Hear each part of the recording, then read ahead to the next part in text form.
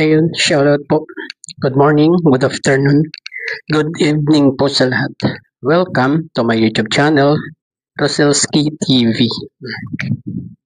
Dito po muli tayo para magbigay ng konting kuro-kuro at kasagutan sa iba na nagtatanong kung kailan ba talaga naging sila ng EDSI, no? At maraming tayong nababasa sa mga comment section, nagbibigay sila ng kung kailan at may nagsasabi na sa Palawan pa sila na. May nagsasabi naman nung birthday lang ni Kalingap Edo naging sila. At may nagsasabi naman na nagsimula ang lahat noong birthday ni BNC.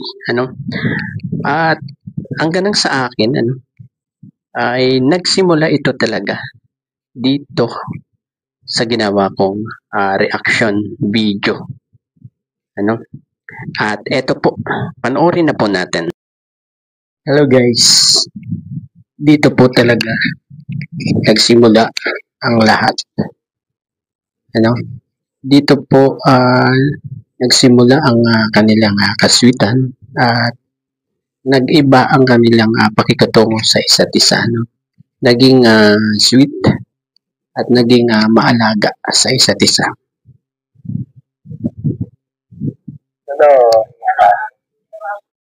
Sento sa Kalingap.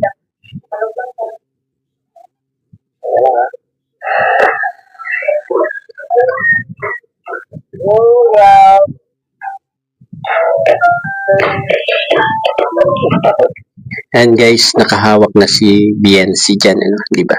And nakahawak kay Kalingap Edo sa braso niya.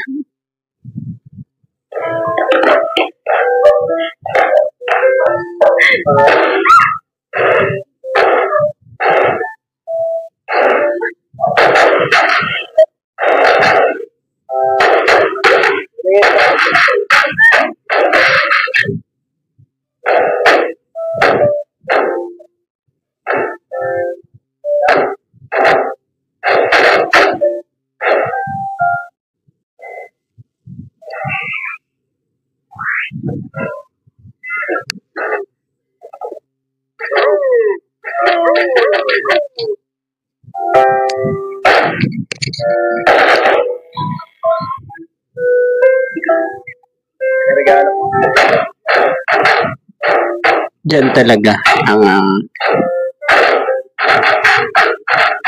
alam ko, diyan talaga sila naging sweet sa isa't isa. Yung totohanan na talaga. Yan.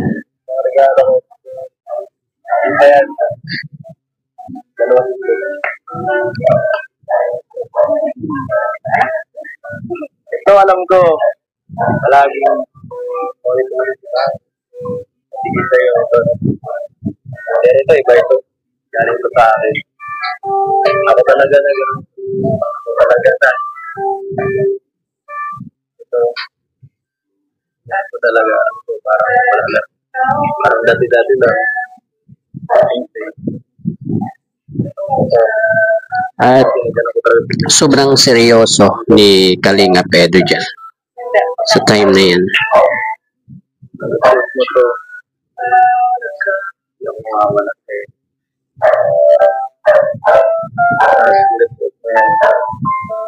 kahit ano request mo lang ako para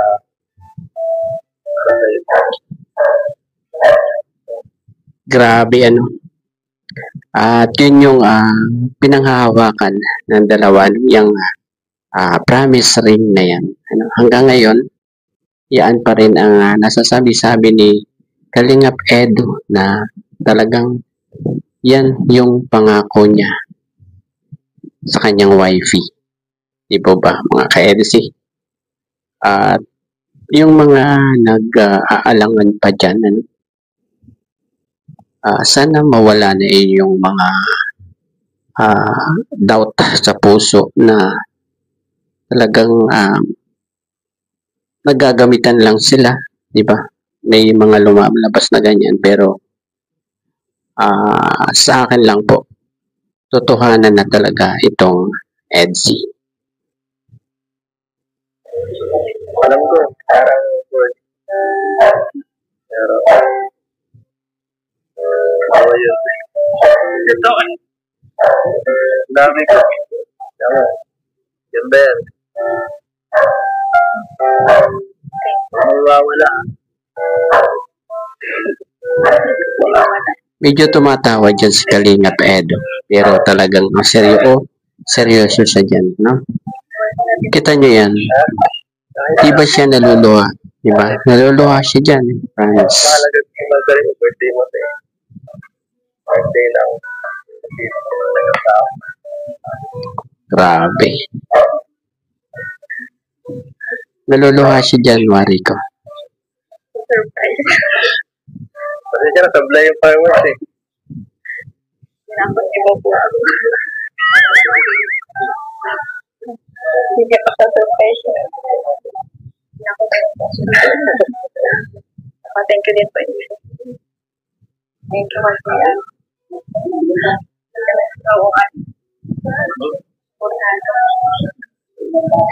At saka, hindi yan galing sa sponsor. Diba? Galing mismo kay Kalingap Edo yan. Gumastos siya para dyan. Diba? Para magkaroon lang ng promise kay BNC. Diba? Bakit pagsasawa? Kasi yan, Minsan, parang pinagpagod ka na. sabi, pahinga lang pagpagod. Balik ulit.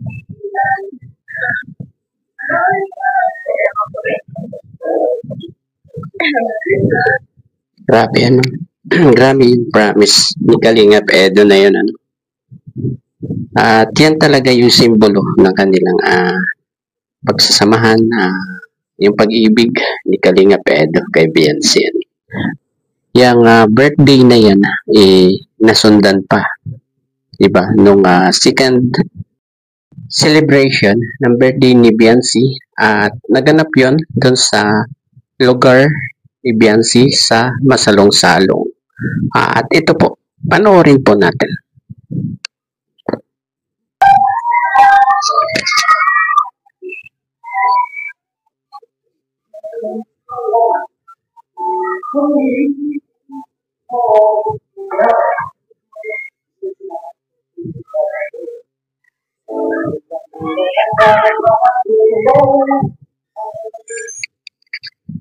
Tingnan nyo kung gaano sila ka-close na dyan, di ba? Alam ko yan, kinabukasan nung in-granding handaan ng birthday ni BNC.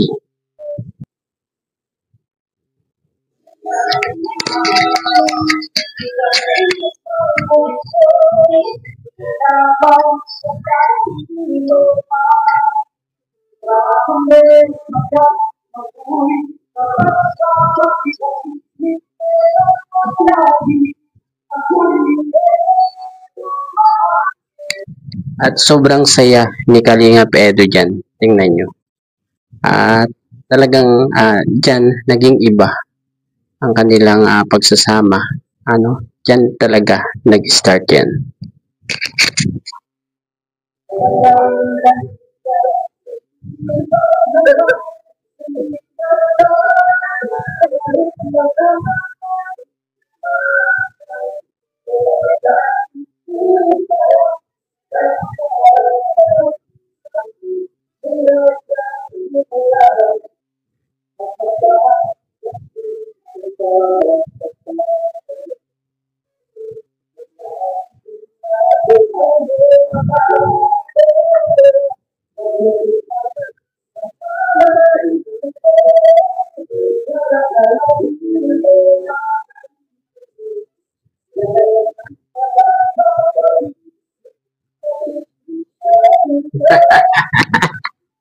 Ang mayroon si Kalingap. Iba talaga ang ano niya dyan di ba? di ba? Iba yung saya ni Kalingap Edo, yung kinabukasan, di ba?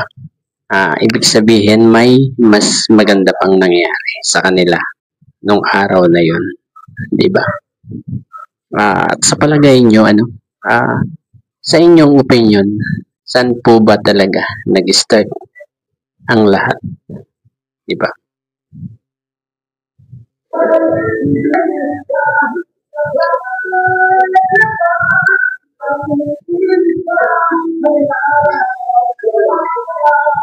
Nag-start kung saan talagang naging sa hula nyo lang ha, naging sila, yung official na naging sila ni Kalingap Edo. Alam natin na sa mga galawan nila talagang hindi na pangkaraniwan sa isang mag-love team lang or magkaibigan lang, di ba?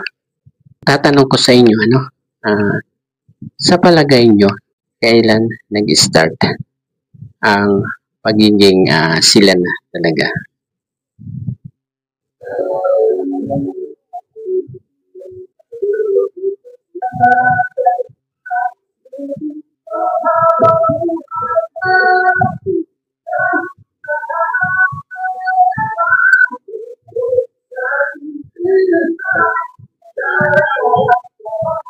Ay, yung mga tingin ni BNC, kita nyo naman kung gaano lalagkit, di ba?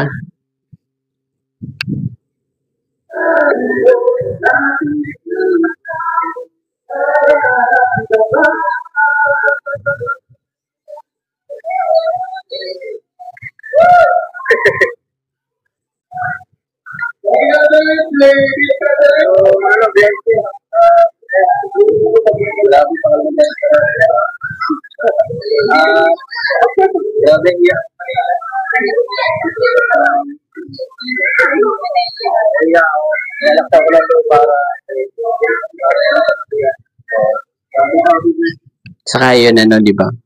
Alam natin na mahihain si Kalingap Edo, di ba? Sabi niya, nahihiya siya, pero nilalaksyan niya na ang loob para kay BNC.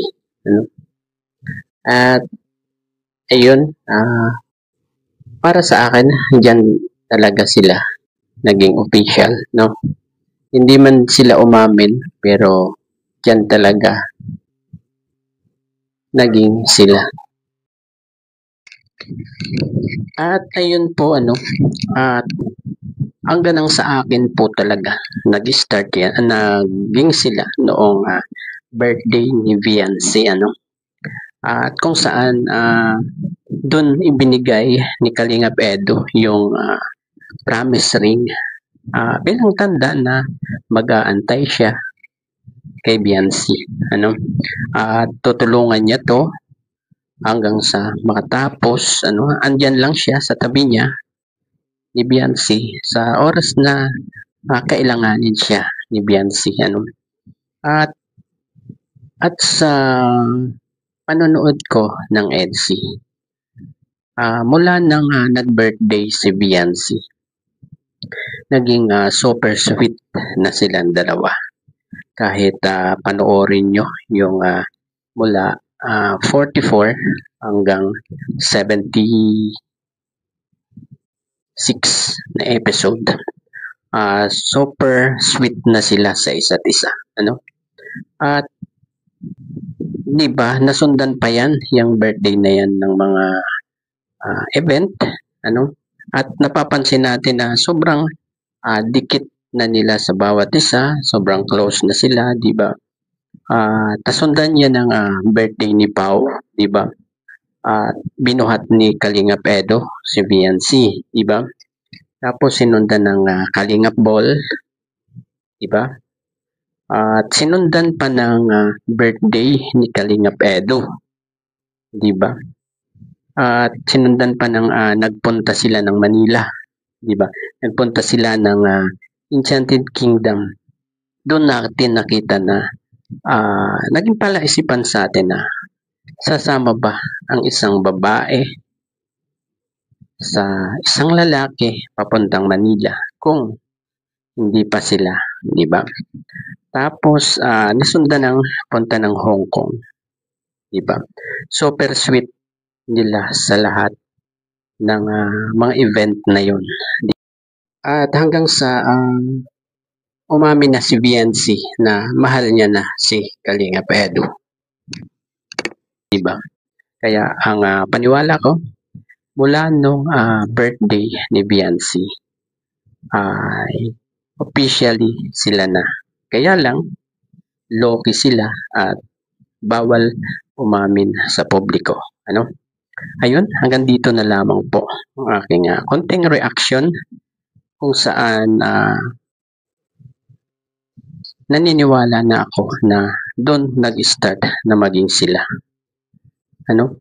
Bago po tayo magtapos, pakisuportahan po ang ama ng Kalingap, Kuya Bal Santos Matubang, Ate Edna Vlogs at Kalingap Rob. Hanggang sa muli pong pagbablog, bye-bye and God bless.